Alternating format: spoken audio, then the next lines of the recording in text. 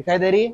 Okay, साथ साथ में अगर आप इसका ये देखोगे मेम्ब्रेन, ये मेम्ब्रेन देखो, ये वाली ये पतली है थोड़ी सी इसके कंपैरिजन में, मेम्ब्रेन मेम्ब्रेन बाजू वाली जो मेम्ब्रेन है। तो अभी होता क्या है, इनकी मेम्ब्रेन छोटी होती है और बीच में गैप ज्यादा होता है, बीच बीच में जो खाली स्पेस होती है जिसको बोलते हैं इंटरसेल्यूलर स्पेस। क्या बोलते हैं उसको?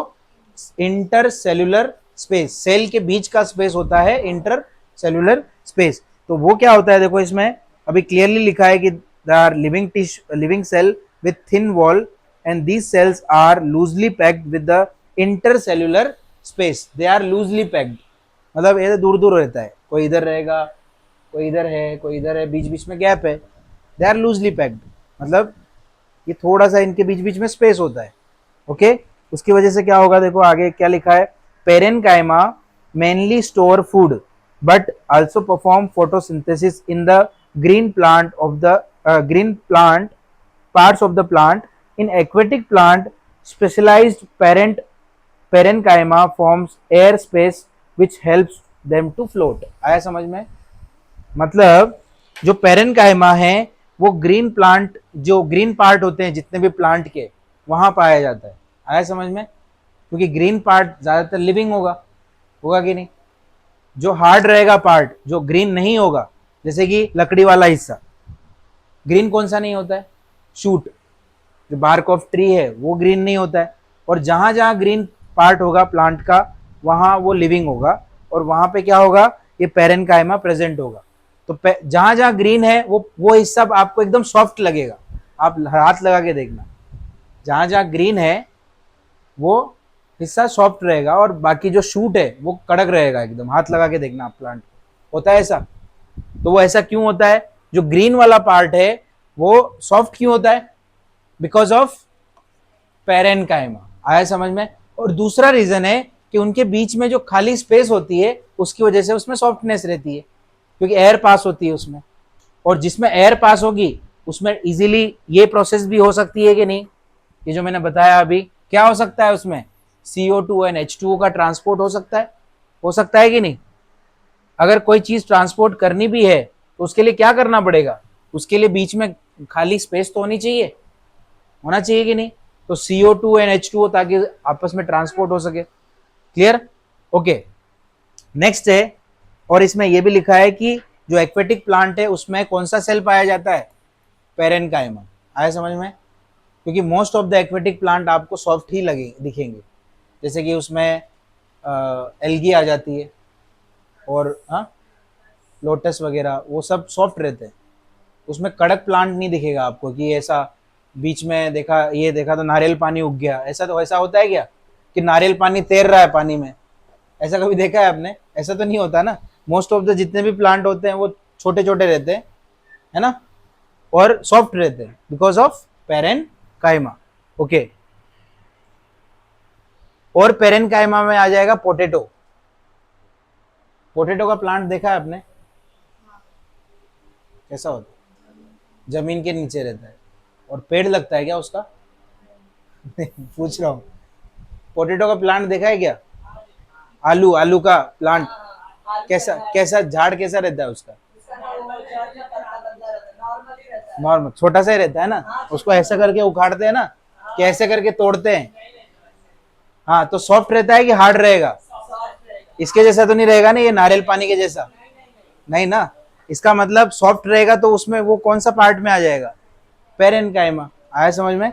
तो sweet potato and potato are considered in parenchyma tissue. आया समझ में? Okay, next, collenchyma.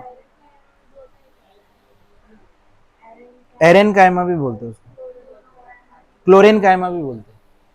It is also known as chlorenchyma and aerenchyma, because air pass होती है, और क्लोरीन इसलिए बोलते हैं because it is present in green part of the plant, chlorophyll होता है इसलिए। Chlorophyll is a green pigment. आया समझ में? Okay, collenchyma consist of living cell with unevenly thicken corner due to the pectin. ठीक है, एक पैक्टिन होता है, a chemical that gives flexibility like rubber deposition. क्या लिखा है? Deposition, and this tissue provides the support and flexibility allowing the part of the plant like stem and tendrils to bend without breaking. अब tendrils देखा है आपने, tendrils कैसा होता है? हाँ,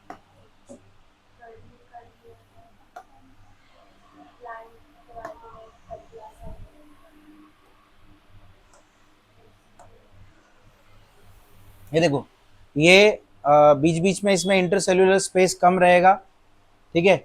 और आपने ये जितने भी ये क्या बोल सकते हैं, वेजिटेबल्स वगैरह आते हैं, वेजिटेबल्स, ग्रीन वेजिटेबल्स भी बोल सकते हैं उसमें, तो जितने भी वेजिटेबल्स है, जैसे करेला हो गया, सिलेरी हो गया, ठीक है। सिलेरी सुना है आपने? वो पालक के जैसा ही होता है, लेकिन वो पत्ते रहते हैं उसके, सिलेरी रहता है, सिलेरी। नहीं मिलता है वो, एपीएमसी में मिलता है, सिलेरी की सब्जी भी बनती है, बहुत हेल्दी होता है वो। ओके, सो इसमें ये वो सिलेरी बता रखा है कि ऐसा रहता है वो, पालक के जैसा लंबा सा, ठीक है। मैं आपको कॉलिन कायमा का ये टेंड्रिल्स, टेंड्रिल्स देखा है आपने? वो मनी प्लांट जो रहता है वो ऐसे ऐसे ऐसे आपने देखा होगा, खिड़की के बाहर मोस्टली लगाते हैं। तो वो क्या करता है, वो खुद ऐसे, मतलब खुद क्लाइंब नहीं कर सकता, उसको सपोर्ट लगता है क्लाइंब करने के लिए। इसका मतलब वो एक बोल सकते हैं कि सपोर्ट तो प्रोवाइड करता है टिश्यू को, लेकिन फ्लेक्सिबल भी होता है। फ्लेक्सिबल का मतलब कि अगर प्लांट ऐसे टेढ़ा हो रहा है, फ्लेक्सिबल हो रहा है, इसका मतलब वो क्या है, उसके अंदर कोलेन कायमा है। आया समझ में? क्लियर हो रहा है मैं जो बता रहा हूँ? कोलेन कायमा का मतलब क्या है कि अगर सिर्फ पत्तियां हैं, सिर्फ ज्यादातर स्टोम लीव्स वगैरह है, तो वो पेरेन कायमा में आ जाएगा।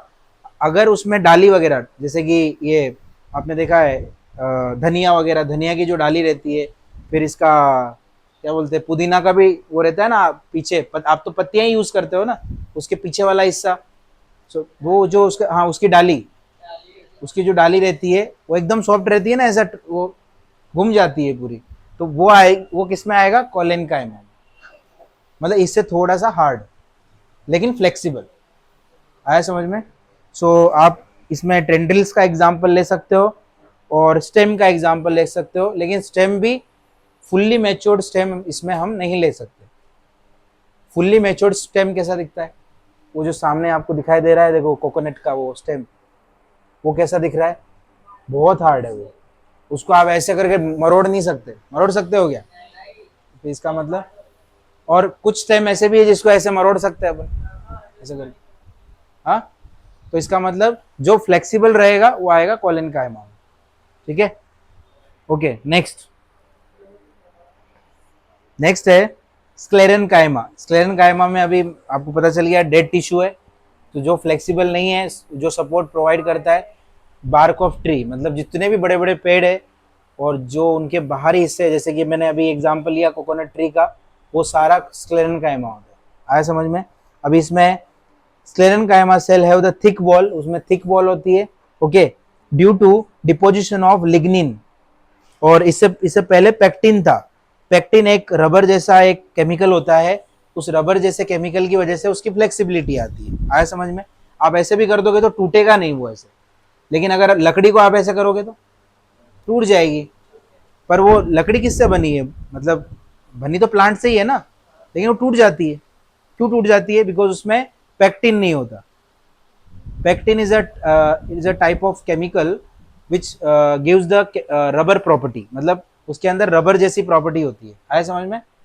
ओके, रबर मतलब रबर क्या होता है, एकदम फ्लेक्सिबल रहता है। तो pectin is a kind of chemical which gives the property like rubber. आया समझ में? ओके, अब जो लिग्निन है, लिग्निन एक तरीके का केमिकल होता है, लेकिन उसकी वजह से हार्डनेस आती है किसी भी प्लांट में। हार्डनेस, जैसे कि वुड जो रहती है, लकड़ी, वो किसकी वजह से आती है, उसमें हार्डनेस किसकी वजह से आती है, लिग्निन। याद रखना, इसमें क्या रहता है,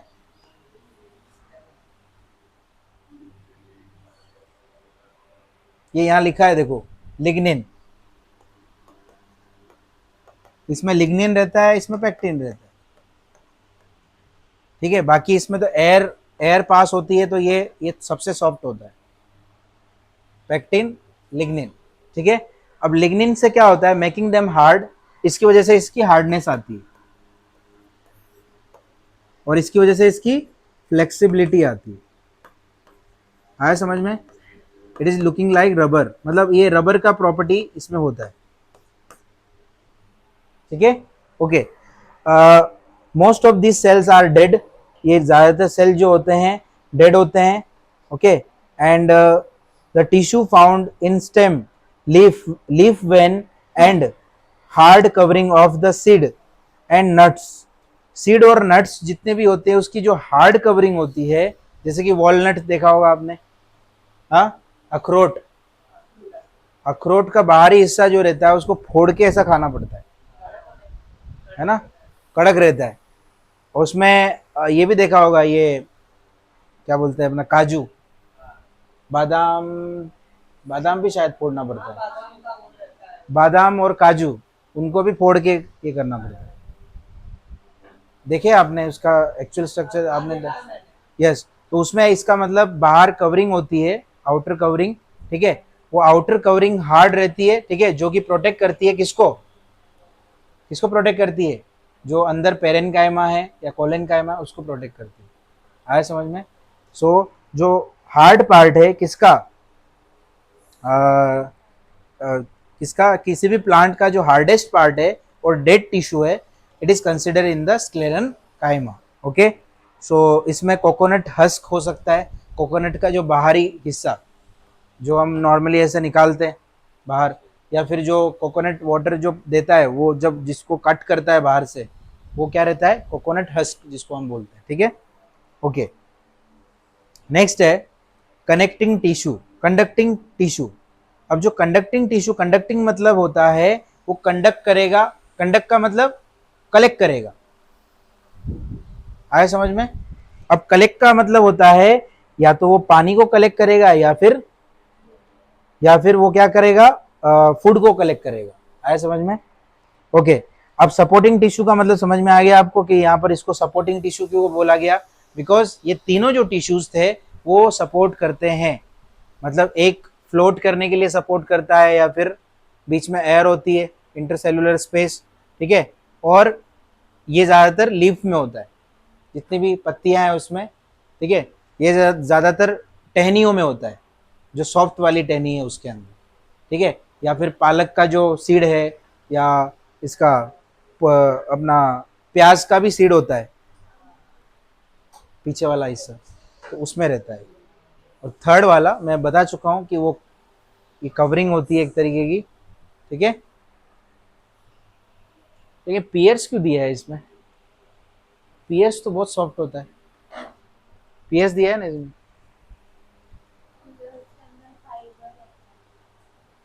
नहीं वो मुझे लगता है वो अंदर वाले को उन्होंने स्क्लेरन कायमा बोला है, क्योंकि पियर ऊपर पल्प के अंदर बीज रहते हैं, तो उसको हार्ड पार्ट बोल सकते हैं, बाहर तो वो सॉफ्ट रहता है, बाहर तो डायरेक्ट चाकू से कट कर सकते हैं आप इजीली, मतलब ऐसा कोकोनट थोड़ा इसके जैसा थोड़ी रहता है कि बाहर से कट करना पड़ेगा ऐसा। वैसे ही वाटरमेलन में भी देखा होगा, वाटरमेलन में कैसा रहता है, हाँ वाटरमेलन,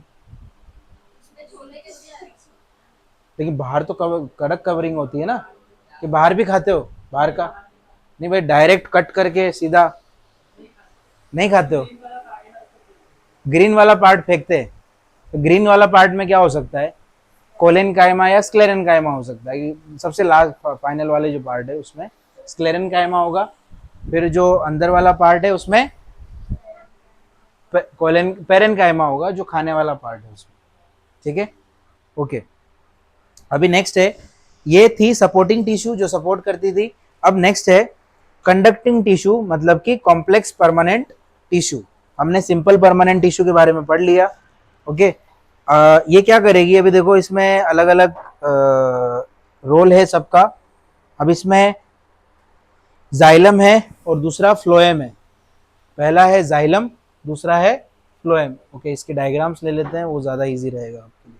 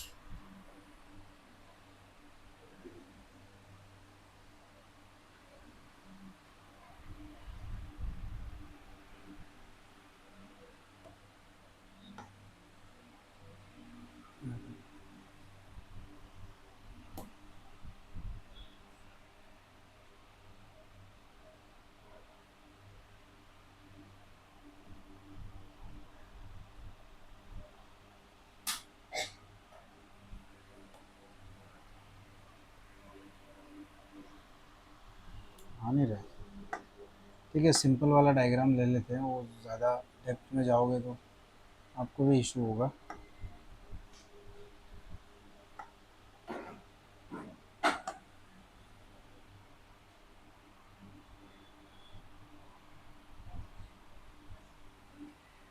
तो अच्छा सा डायग्राम दिख रहा है क्या ये? ओके, ये ले लेते हैं।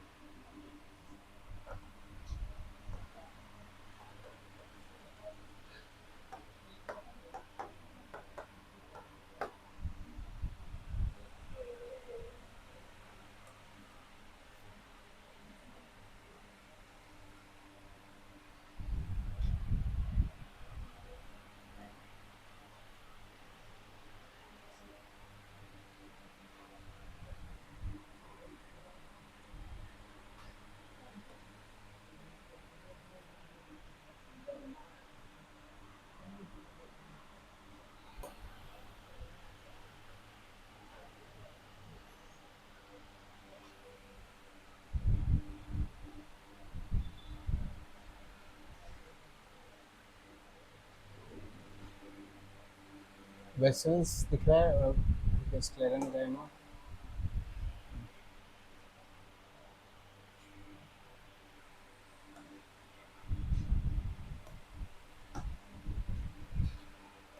ओके, देखो ये एक एक करके बताऊंगा तो सही रहेगा आपको।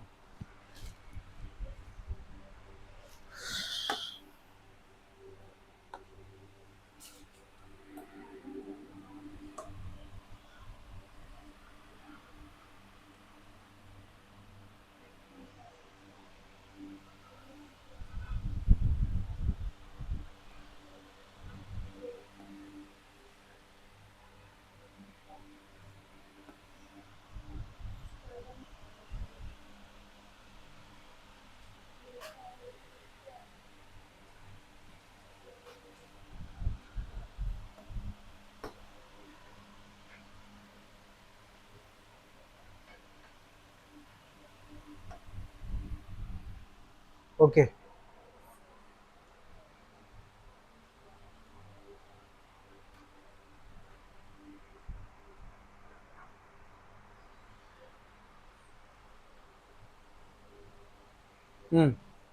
ओके, अभी देखो।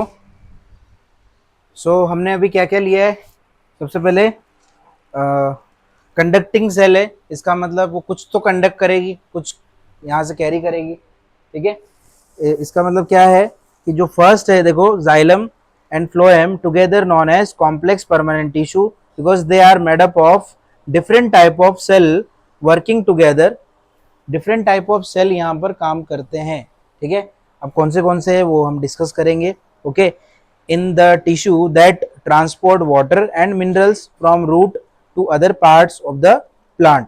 अब सेम डायग्राम आपको सामने दिखाई दे रहा होगा, साथ साथ में मैं आपको 3D में भी दिखाऊंगा। ठीक है, कि एक्चुअल में ये वर्क कैसे करता है। आप इसको ऐसे भी देख सकते हो कि ये वर्किंग कैसे करता है। आया समझ में? तो ये पाइप के जैसा दिख रहा है आपको, पाइप ही है ना, इसका मतलब पाइपलाइन है ये पानी की। पानी भी, हाँ, पानी की पाइपलाइन। पानी में पाइपलाइन, पानी नहीं, सॉरी, क्या, प्लांट की, सॉरी, पानी की नहीं, पानी की पाइपलाइन है प्लांट के अंदर। आया समझ में? जैसे हमारे घर में वो पाइपलाइन लगी होती है, क्लियर है? तो उसी तरीके से प्लांट भी होशियार है, वो भी पाइपलाइन रखते हैं, मोटर चलती है अपने आप। ऊपर अगर पानी खत्म तो मोटर चालू हो जाती है, उसको बोलते हैं वो मोटर, वो जो फोर्स लगता है उसको बोलते हैं ट्रांसपिरेशन पुल। मैंने बताया था इसके बारे में, पता है सेंथनी आपको? Transpiration pull, the water is pull by the process of transpiration. तो ट्रांसपिरेशन, जब पानी उड़ जाएगा पूरी तरीके से लीव्स के थ्रू, तो पानी वो नीचे से खींचेगा। आया समझ में? अब वो खींचेगा कैसे? बाय दिस पाइपलाइन, और वो पाइपलाइन होती है इनकी, ये जो मैंने बताया, ठीक है। ओके, अभी इसमें कैसे वर्क होता है वो देखो। It also provide strength to the plant. Xylem consist of tracheids, vessels, xylem parenchyma. अब जाइलम के अंदर क्या क्या है वो देखो, क्या क्या है? जाइलम, फ्लोएम, जाइलम में ट्रैकिड्स है, वेसल्स है, ट्रैकिड्स है, वेसल्स है, और क्या है? जाइलम पैरेन्काइमा दिख रहा है आपको? पैरेन्काइमा कहीं दिख रहा है? हाँ, ओके, ये जाइलम फाइबर है। जाइलम पैरेन्काइमा भी होना चाहिए। Pit porous and between the adjacent tracheids and vessels. एक मिनट, इस डायग्राम में देखते हैं, यहाँ कहीं लिखा हुआ नहीं है।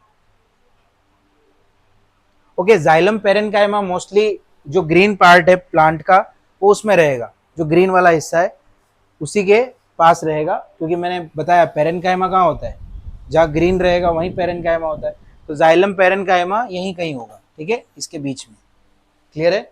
तो क्या क्या हो गया? एक ट्रैकिड्स है, एक वेसल्स है, ओके, और xylem sclerenchyma which is xylem fibre, जो कि बाहरी हिस्से में होते। क्लियर? ओके, अब इसमें आपको दिखाई दे रहा है, इस डायग्राम में भी आप देख सकते हो, यहाँ पर जाइलम वेसल्स है और उस तरफ फ्लोएम वेसल्स है, बीच में कैम्बियम है। एक मतलब आपने देखा होगा प्लांट में ऐसे रेडियस होती है ना, ऐसे ऐसे राउंड राउंड, तो ये सब राउंड राउंड ही है, ये सब, ये बीच ऐसे होते हैं साइड साइड में, वो जो राउंड राउंड आपने देखे थे। अरे वो जब पेड़ को कट करते तो बीच में, हाँ, उसमें है ना, अगर आप माइक्रोस्कोप से देखोगे तो बीच में छेद दिखेंगे आपको ऐसे वाले। हाँ, देखा है ना? So one way flow and no end wall between the cell. इसमें एंड वॉल होती है यहाँ पर, क्योंकि ये सिर्फ खाने को अलाउ करेगा, ये सिर्फ ये खाने को अलाउ करेगा। अब मान लो इसमें गैप ही नहीं है, यहाँ पर उसको रोका नहीं गया, तो पानी भी जाएगा इसके साथ, खाने के साथ। आया समझ में? इसीलिए यहाँ पर क्या है, टू वे फ्लो है, बट एक इधर जाने के लिए, एक आने के लिए। इसमें सिर्फ आने के लिए है, जाने के लिए कुछ ऑप्शन नहीं है। अगर जाने के लिए ऑप्शन रहेगा तो टंकी खाली हो जाएगी पूरी वापस। पेड़ को काट देते हैं तो उसमें से वाटर रिलीज होता है। आप देखना उसको ऐसे कट करने के बाद उस पर हाथ फेरना है ऐसा, उसमें से वाटर रिलीज होता है। हाँ, हाँ, हाँ, वाटर रिलीज होता है। कुछ कुछ प्लांट में तो आपको ऐसा वो फाउंटेन जैसा निकलेगा, इसमें पानी निकलेगा डायरेक्ट उसमें काटने के बाद। कुछ कुछ प्लांट में तो ऐसा है कि काटा तो उसमें से पानी आना चालू हो जाता है, कुछ कुछ प्लांट्स में तो। आया समझ में? क्योंकि ये फ्लो चालू रहता है ना उसमें, तो इसका मतलब फ्लो मतलब ऐसा नहीं कि वो पाइपलाइन कट कर दी तो उसमें से पानी आना चालू हो जाएगा, हम भर सकते हैं, ऐसा वाला नहीं। इसमें बस एक लिमिटेड अमाउंट में धीरे धीरे वो पानी ऊपर चढ़ते रहता है। आया समझ में? अगर उसको कट भी किया ये साइड से, तो थोड़ा बहुत पानी पानी से उससे प्लांट से बाहर निकलेगा। आया समझ में? ओके, बाकी ये कैम्बियम की लेयर होती है और यहाँ साइड में फ्लोएम होता है, ठीक है। बाकी इनके अभी थोड़ा इनके प्रोसेस के बारे में देख लेते हैं। ओके, क्या लिखा है? Xylem fibre are prime, it is xylem fibre, it is also known as sclerenchymatous cell. Sclerenchyma ही बोलते हैं किसको? जाइलम फाइबर को, याद रखना। Xylem fibre is also known as sclerenchyma, क्योंकि फाइबर तो स्क्लेरन काइमा से ही बनेंगे। आया समझ में? ओके, उसके बाद क्या लिखा है? are unlike the xylem, phloem is mostly made up of living cell. It consists of sieve tube element, companion cell, phloem parenchyma and phloem fiber. जैसे इसमें होता है वैसे उसमें रहता है, मैंने ऑलरेडी यहाँ पे मेंशन कर रखा है। इसमें क्या क्या होते हैं? सीव ट्यूब एलिमेंट होता है, कंपेनियन सेल होता है, फ्लोएम पेरेन्काइमा होता है, फ्लोएम फाइबर होता है। इसमें भी सेम है, बस ये दोनों अलग है, ये याद रखना, ये दोनों अलग है, बाकी सेम है। देखो इधर भी पैरेन्काइमा है, इधर भी पैरेन्काइमा है, इधर स्क्लेरेन्काइमा है, इधर भी स्क्लेरेन्काइमा है, लेकिन इधर ट्रैकिड वेसल है, इधर sieve tube element and companion cell. तो आपको ज्यादा डिटेल में नहीं पूछेंगे, बट इतना पूछेंगे कि जाइलम के टाइप क्या है और फ्लोएम के टाइप क्या है। आया समझ में? जाइलम और फ्लोएम के आपको टाइप पूछे जाएंगे। ओके, उसके बाद the sieve tube transport food from leaves to other part of the plant. मैंने आपको बताया था कि जो सीव ट्यूब है वो क्या करता है, it will transport the food from one part two another part of the plant. मतलब जोमेटो का काम करेगा, एक जगह से दूसरी जगह पे वो फूड को लेके जाएगा। आया समझ में? Okay, the cellular function of the sieve tube element are regulated by companion cell. So जो कंपेनियन सेल है इसमें, वो सेल जितना भी सेल से रिलेटेड फंक्शन होगा, सेलुलर से रिलेटेड, सेल से रिलेटेड, वो सारा काम कौन करेगा? Companion cell. याद रखना, आपको समझ में आ रहा है? Sieve tube element will transport the food and companion cell will regulate the cellular work. मतलब जो भी सेलुलर वर्क होगा प्लांट के अंदर, सेल से, प्लांट सेल से रिलेटेड जो भी काम होगा वो कौन करेगा? Companion cell. आया समझ में? ओके, उसके बाद देखो, companion cell are specialized parenchyma cell. Main function of companion cell is to monitoring loading and unloading of sugar in sieve tube. मतलब जो सीव ट्यूब में, जो सीव ट्यूब करती है, ये सीव ट्यूब क्या करती है? लोडिंग एंड अनलोडिंग करती है कि नहीं फूड की। जब खाना लेके आएगा तो खाने को वहां से लोड करेगा और इधर जाके अनलोड करेगा। तो जो लोडिंग और अनलोडिंग देखने का ठेकेदार है, मतलब ये कंपेनियन सेल, तो वो क्या करेगा? वो खाने को भाई आ रहा है कि नहीं बराबर, जा रहा है कि नहीं उधर बराबर, तो उसको उसको देखने का काम कौन करेगा? Companion cell. तो जितना भी सेलुलर वर्क है वो सारा ये करने वाला है कंपेनियन सेल। आया समझ में? तो इस पे नजर रखिएगा वो सीव ट्यूब एलिमेंट पे, कि जो खाना लोडिंग और अनलोडिंग उसका हो रहा है या नहीं। आया समझ में? ओके, अब खाना किस फॉर्म में लोड अनलोड होता है? In the form of sugar. जो शुगर बनती है फोटोसिंथेसिस के थ्रू, इसके इसके फोटोसिंथेसिस के थ्रू जो शुगर बनती है उसको यहां से उठाएगा एक जगह से और दूसरी जगह लेके जाएगा सीव ट्यूब एलिमेंट। आया समझ में? Okay, next, and resin, tannin and latex the sieve tube element. अभी एक बात और याद रखना, फूड मटेरियल में सिर्फ ये नहीं होता है कि सिर्फ वो शुगर को लेके जाएगा, उसमें रेजिन होता है। उसमें अब मैं आपको बता देता हूँ, टेनिन, रेजिन, ये सब क्या रहता है। इसमें लिखा है ना, इसमें लिखा है टेनिन, रेजिन और क्या? रबर। आपने गम देखा है, रेजिन, तो वो गम कहाँ से मिलता है? हाँ हाँ, प्लांट के अंदर से आता है। जो गांव साइड में रहते होंगे उन्होंने तोड़ के खाया भी होगा। हाँ हाँ, खा सकते हो उसको। हाँ, खा सकते हो उसको। हमने तो बचपन में बहुत खाया। बबूल के पेड़ पे लगा रहता था तो हम तोड़ के खा लेते थे। नहीं नहीं नहीं, हमने तो खाया है कुछ, ग्लू टाइप रहता है। हाँ हाँ, वो चबाने में थोड़ा खाने में सही लगता है। अरे उसको खाते हैं लोग, अरे लड्डू वड्डू में बना के खाते हैं उसको। हाँ, उसमें वो डालते हैं, क्या बोलते हैं आपके उसमें? हाँ, वही डालते हैं। मराठी में क्या बोलते हैं मुझे नहीं मालूम। हाँ, अरे घी कहाँ से आ गया? अरे घी तो उससे थोड़ी बनेगा, प्लांट से बनेगा क्या घी? हाँ, डिंग डिंग, हाँ क्या बोलते हैं? हाँ, वही वही जो उसमें डालते हैं ना लड्डू में।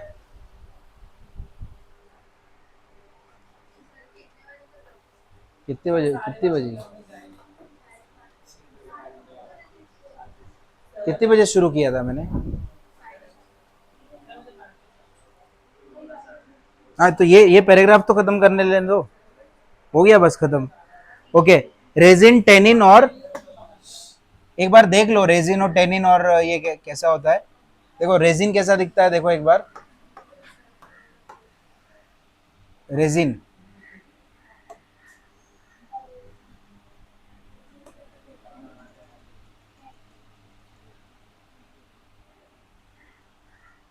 ये रेजिन है।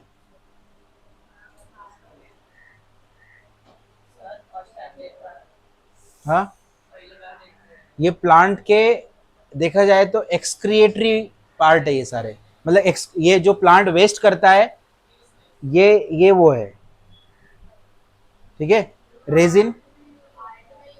हाँ, तो ये उसी से बनता है, प्लांट एक्स जो प्लांट का वेस्टेज है वो उससे बनता है, वो आर्ट में रेजिन। ओके, अब टेनिन दिखाता हूँ मैं आपको। अरे लेकिन वो भी तो कहीं से मिलेगा ना, केमिकल कहाँ से मिलते हैं? हाँ, केमिकल भी तो पूरा अर्थ से ही मिलते हैं हमको, केमिकल अलग से थोड़ी। हाँ, कोई प्लांट से मिलते हैं, कोई अर्थ क्रस्ट से निकालते हैं हम, सब नेचर से ही मिलते हैं हमको केमिकल। हाँ, रेजिन प्लांट से ही निकलता है रेजिन।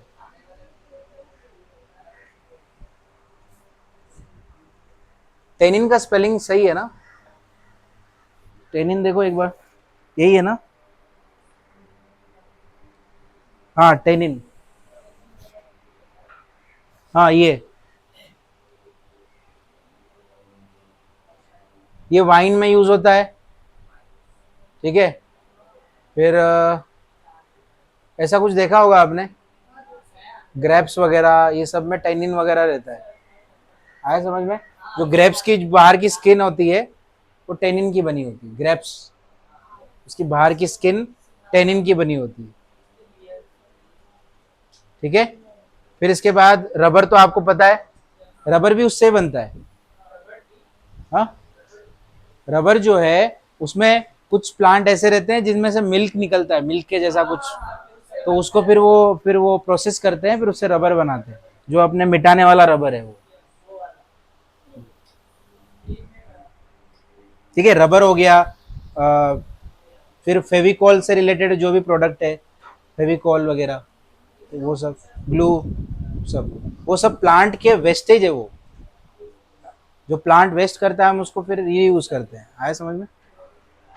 ओके, बाकी लास्ट है, the sieve tube also support the by phloem fibre which are sclerenchymatous and provide strength. जो बाकी बचे हुए पार्ट है, जैसे कि मैंने बताया कि जैसे फाइबर्स वाला जो भी पार्ट है वो क्या करेगा, सिर्फ प्लांट को सपोर्ट देने का काम करेगा बस। बाकी मेन काम किसका होता है, सीव ट्यूब एलिमेंट और कंपेनियन सेल का, बाकी वो सपोर्ट देने का काम करते हैं। बाकी नेक्स्ट लेक्चर में रीड करो। मुझे लगता है एनिमल सेल से ही स्टार्ट करेंगे, फिर ये डर्मल टिश्यू वगैरह थोड़ा सा है।